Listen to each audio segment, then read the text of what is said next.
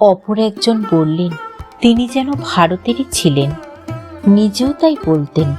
সরস্বতী পূজার দিন খালি পায়ে হোমের ফোঁটা কপালে দিয়ে বেড়াতেন। পুস্তক পড়া শেষ হলো।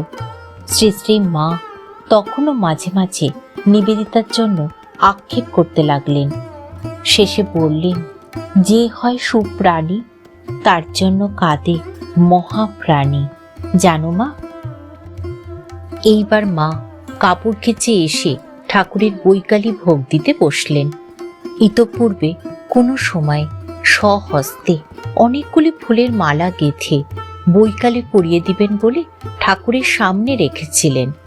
ব্রহ্মচারী রাসবিহারী ওইগুলোর নিকটেই ভোগের জন্য রসগোল্লা এনে রেখে গেছেন।